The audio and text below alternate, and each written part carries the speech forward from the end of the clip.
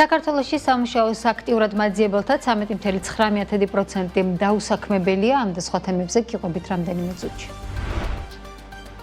დღეს საქართველოს მართლმადიდებელი ეკლესიის წმინდა სინოდი საქართველოს ეკლესიის 152 პატრიარქს აირჩევს. გაფართოებული კრება, რომელსაც 1200-მდე დელეგატი ესწრება, უკვე მიმდინარეობს.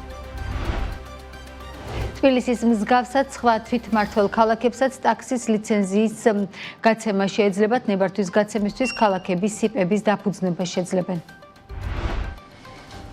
2025 წელს გერმანიაში სეზონურ სამუშაოზე 1448 საქართველოს მოქალაქე დასაქმდა. სხვა ქვეყნებში ლეგალური დასაქმების შესაძლებლობით მოქალაქეები ჯერ ვერ სარგებლობენ. ასოციის სატვირთო ვაგონის შესყიდვაზე საქართველოს რკინიგზის ტენდერი ჩავარდა. 17.4 მილიონი ლარის ღირებულების ტენდერის მონაწილე ყველა კომპანია დისკვალიფიცირდა.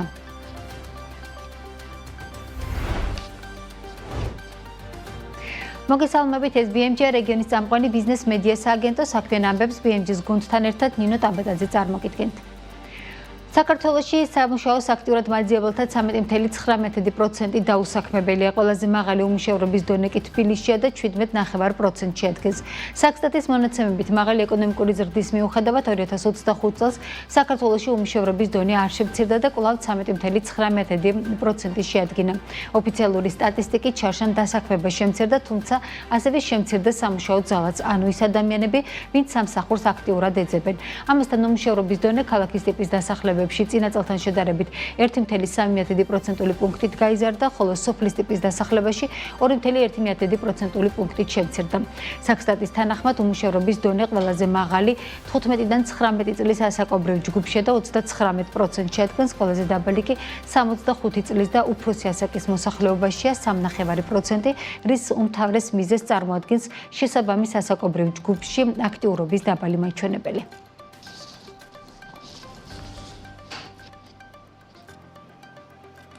უცხოეთში ლეგალურად დასაქმების პროგრამით ქართველები როგორც ჩანს აქტიურად კვლავ ვერ სარგებლობენ. ჯანდაცვის სამინისტროს მონაცემებით 2025 წელს შეერჩა და გერმანიაში დასაქმდა 1448 საქართველოს მოქალაქე. საუბარია სოფლის მეურნეობის სექტორში სეზონური სამუშაოების შესრულებაზე. დასაქმების პოლიტიკის დაგეგმვისა და განხორციელების 2025 წლის ანგარიშის მიხედვით მიმდინარეობდა აქტიური კონსულტაციები საბერძნეთის, სლოვაკეთისა და უნგრეთის მხარესთან ორმხრივი შეთანხმების გაფორმების მიზნით.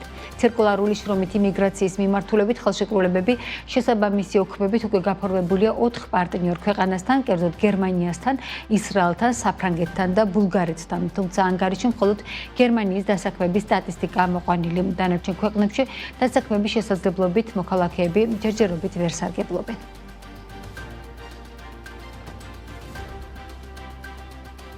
ეს ანგარიში სააგენტოს საწარმოო საქართველოში აქტივობებსაც ეხება, კერძოდ სააგენტოს 1700 სესხი აქვს დამტკიცებული, მათი ჯამური ბიუჯეტი კი 128.4 მილიონი ლარია. უფრო დეტალურად, სააგენტოს უნივერსალური ინდუსტრიული მექანიზმით 2025 წელს დადასტურებული იყო 499 ახალი სესხი, საერთო ღირებულებით 430 მილიონ ლარამდე. ბენეფიციარების რაოდენობა 431 შეადგენდა, ამ პროექტებმა კი 3961 სამუშაო ადგილი უნდა შექმნან. თანადაფინანსებულია სულ გადაერიცხა 1875 ცეცხლს, რომელთა ღირებულებამ 30.3 მილიონი ლარი შეადგინა. 2026 წელს დადასტურებულია 600 სესხი ამ პროგრამით 41.4 მილიონის ბიუჯეტით. საკრედიტო საგარანტიო სქემით 2025 წელს 282 ბენეფიციარზე დადასტურებულია 326 ახალი სესხი, საერთო ღირებულება 235 მილიონს აღემატება.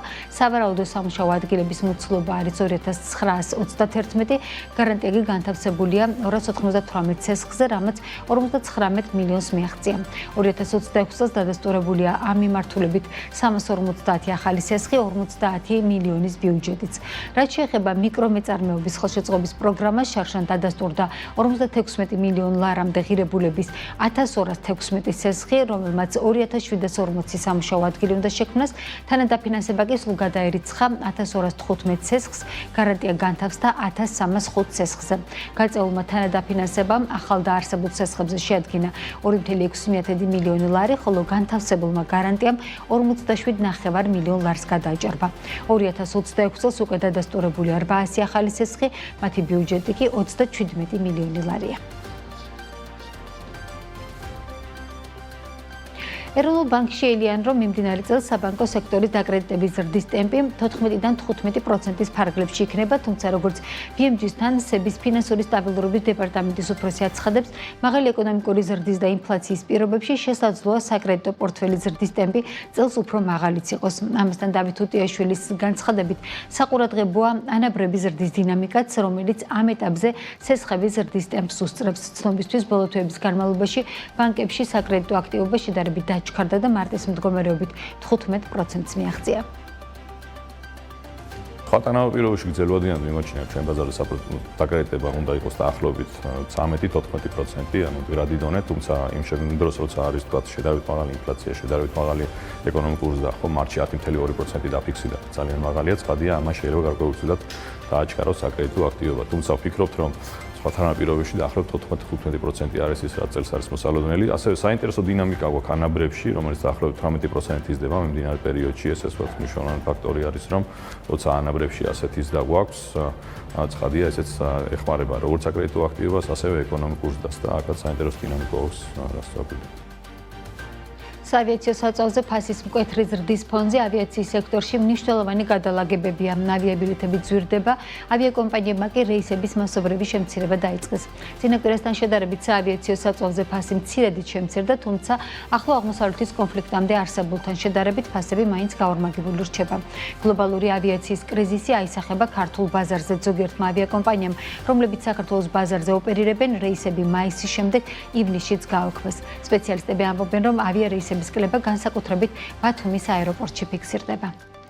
არსებული სტატისტიკით მე ვიცი, რომ საქართველოს აეროპორტების შორის არის ყველაზე კლება ბათუმის საერთაშორისო აეროპორტში და ეს არის ზუსტად გამოწვეული ახლო აღმოსავლეთის მიმართულებებიდან ავიარეისების შესრულების სიმცირესთან.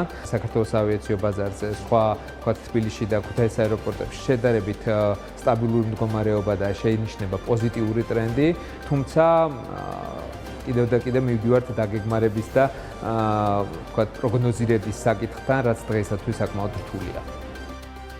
საქართველოდან უცხოეთში მოგზაურთა რიცხვი გაიზარდა. წელს პირველ კვარტალში საქართველოდან საზღვარგარეთ 641,000 გასვლა დაფიქსირდა, რაც წლიურ ჭრილში 4%-ით გაზრდილი მაჩვენებელია. რეზიდენტი ვიზიტორების მიერ საზღვარგარეთ განხორციელებულმა ვიზიტებმა 496,000 შეადგინა, რაც 2025 წლის შესაბამის მაჩვენებელს თითქმის 3%-ით აღემატება. ამ ვიზიტებიდან 329,000 კი ტურისტული ტიპის იყო, რაც საქსტატის ინფორმაციით წლიურ ჭრილში 1,7%-იანი ზრდა. ვიზიტების უმრავლესობა თურქეთსა და რუსეთში განხორციელდა, შესაბამისად 172,000 და 99,000 ვიზიტი. რაც შეეხება ხარჯებს, მიმდინარე წლის პირველ კვარტალში განხორციელებული ვიზიტისას გაწეული ხარჯები 629 მილიონ ლარს გაუტოლდა, ეს 31%-ით მეტია წინა წლის ანალოგიური პერიოდის მაჩვენებელზე.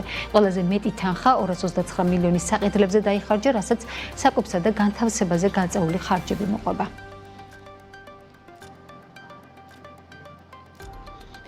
თბილისის შემდეგ ტაქსის ლიცენზიის გაცემა სხვა თვითმმართველ ქალაქებშიც მოხდება. აღნიშნულს პარლამენტში ქართული ოცნების წევრების მიერ წარდგენილი კანონპროექტი ითვალისწინებს.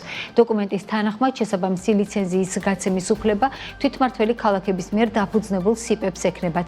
კანონპროექტის განმარტებითი ბარათის თანახმად ამ ლიცენზიების გაცემით თვითმმართველი ქალაქები დამატებით შემოსავალს მიიღებენ.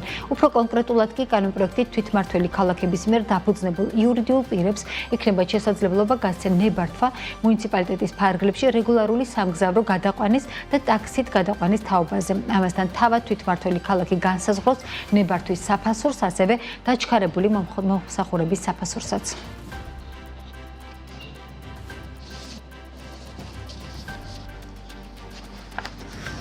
საქმის კურსი ამით დასრულებულია. 15 საათს და 30 წუთზე ბრუნდებით BMG TV-ს ეთერში დროებით.